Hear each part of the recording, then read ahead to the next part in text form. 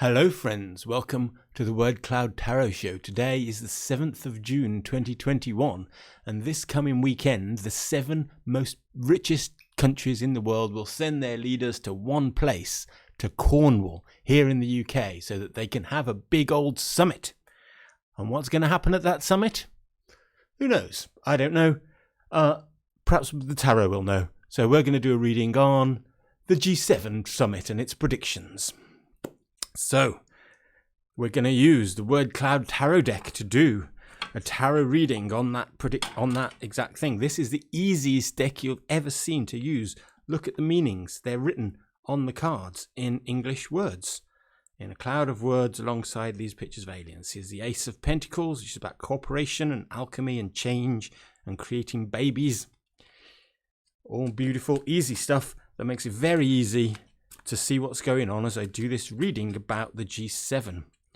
The G7 are in town in Cornwall. They're going to be talking about world health and the virus and building back better. It's Boris's key phrase, and they're going to try and get to net carbon by 2050. That's only 20 years too late. And they're going to remove trade barriers. They're going to talk about that. And they will also talk about education and try and make sure all the women across all the world get all the education they need. We're going to do a horseshoe reading because the G7 summit itself is an intervention. And the horseshoe reading has cards representing the past and the present and the future, and then the intervention, the summit itself, influences upon that, obstacles from that, and finally the outcome card. What are all these cards going to be? Well, let's find out. The first of them, representing the past, is the First of Trumps. The First of Trumps is called the Magician. And as we can see, it's about invocation, innovation, and mystical electricity and systems. The card representing the present moment is the Nine of Cups, happiness. I guess everyone's pleased to get away and visit Cornwall. The Nine of Cups is about gratitude and exuberance and confidence and warmth and richness. Card representing the future is the One of Wands, the Ace of Wands. The Ace of Wands here represents momentum and electricity and romance. The guidance card, the intervention card, the card representing the G7 meetings, the summit, is the Five of Pentacles. The Five of Pentacles is known as worry, and it's about bipolar separation and solitude and disbelief. The next card that we've got here is representing influences, and that's the 12 of Wands. The 12 of Wands is the Knight of Wands, and he represents bravery and well-being and aspirations, motion, and other things.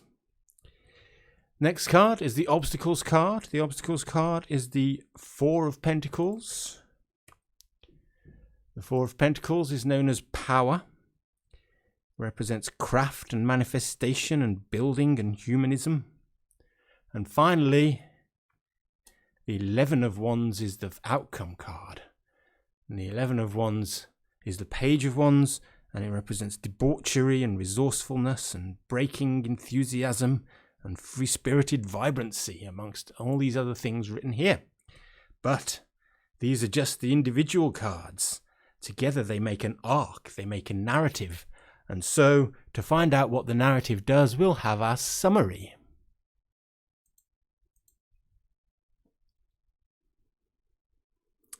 So, the G7 nations, they first got together and tried to do magic in the world. They were going to use their abilities and their power to manifest what they wanted in the world. Wealth, advancement, decisiveness, decisions, resources all go into the G7 nations themselves. They wanted advancement, they wanted fortitude and alchemy and work, especially work. Now they were doing quite well. up to the present. They've been dividing the wealth up nicely between the 7 of them. They've been bountiful and plentiful. They've had their blessings that they can count. They've had the loyalty of the whole world. They've been enthusiastic and happy and empathetic sometimes. And they're well on course for manifesting all of their dreams. Everything they want. Development, innovation, long-term impact, power and control, all reserved for the G7 nations in particular. But now at this summit, there's worry. They are quite worried. Why are they worried? Well, because of the sluggishness of the economy. It's stagnant. They're all exasperated with the malaise that the world has been in because of this virus and the socio-economic consequences. They're worried about deflation and wretchedness and anxiety. So what can happen? Well, there'll be an influencer at the table, at the G7. Now, will it be one of the 7 leaders or one of the guest leaders or maybe some other invited guest? I don't know. Maybe it's even Biden. But whoever it is, they're brave and they're lively and they're curious and they're well ready to innovate. And they're not timid, but they're envious. And they're very well, and they're enthusiastic, and they're really action characters. They're going to do something. But the existing powers are the obstacles that stand in their way. The existing powers will cause exasperation. They will be conserving the existing power structure. They'll be trying to make the amount of investments stay the same. They'll be increasing the surveillance state and institution power. What will be the outcome, though, as this great influencer comes and fights the powers at the G7 summit? Well, surprisingly, quite good. These cards are very linked, of course. They're next to each other in the pack. They're the same suit. They're the same character, essentially, just gone down a notch. Youthful, bold, representing fortitude and courage. Indomitable, the youth vibrant and free-spirited. They will yet save the world because of this powerful influencer. So this is the character to look out for, the powerful influencer at the G7 summit, who will fight the powers and perhaps lead us out of this worry and onto a future that we can all like. So that's a surprisingly good reading there. I expected it to come out with corruption and death and doom, but instead we've got, a fairly good mission, slightly put off, and perhaps they will even overcome the entrenched power. That's not something you expect from the G7, is it?